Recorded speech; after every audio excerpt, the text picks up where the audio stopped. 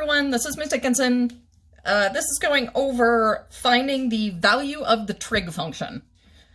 So we are not finding the length of a side or the measure of an angle here. We are just finding the ratio that represents the trig function.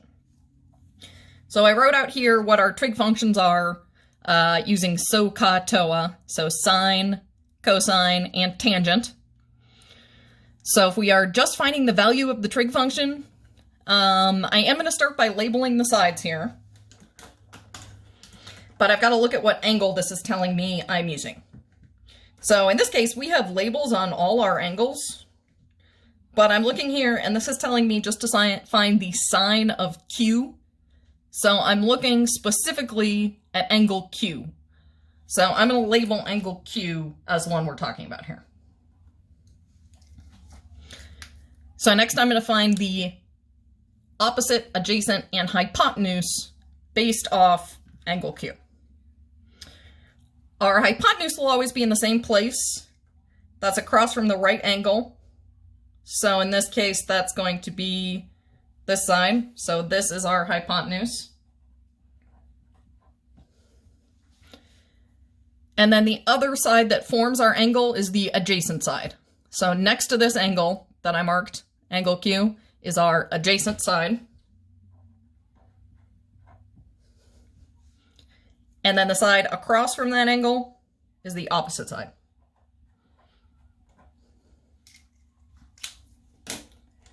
So here's where I'm going to consider now what ratio it's asking for.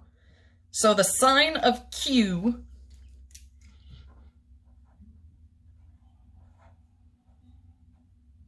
sine is going to be O over H. So opposite over hypotenuse.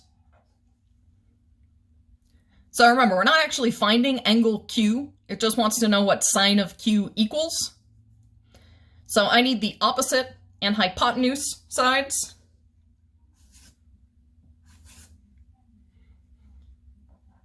Giving me the sine of Q is opposite 7 divided by hypotenuse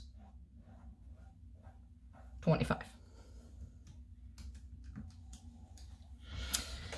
So I would just leave, oh, excuse me, this should be a Q, sine of Q. Go. So sometimes it wants this just as a fraction. So the sine of Q is 7 over 25. Or sometimes it might want you to estimate it as a decimal. The sine of Q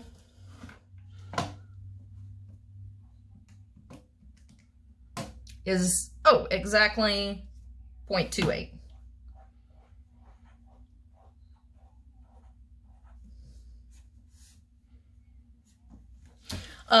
Frequently you'll just leave it as a fraction, but occasionally it might want you to express your answer as a decimal, in which case you just divide 7 divided by 25, and my decimal was 0.28. All right, let's do one more problem like that. This one wants me to find the cosine of n. So here we're talking about angle n. And I'm going to label the sides. Across from the right angle is the hypotenuse. And then the other side that my angle touches is the adjacent side. And the side that's opposite of that angle is the opposite side.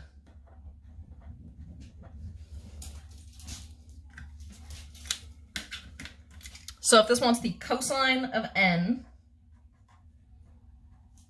cosine is A over H. So adjacent over hypotenuse.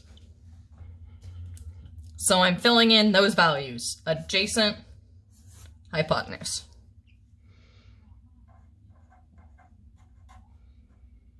So that would be 12 over 13.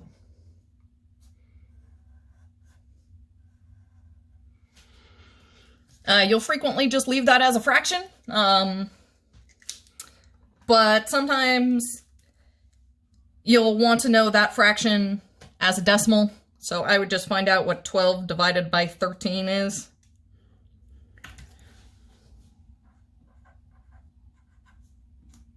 And that's approximately 0.92.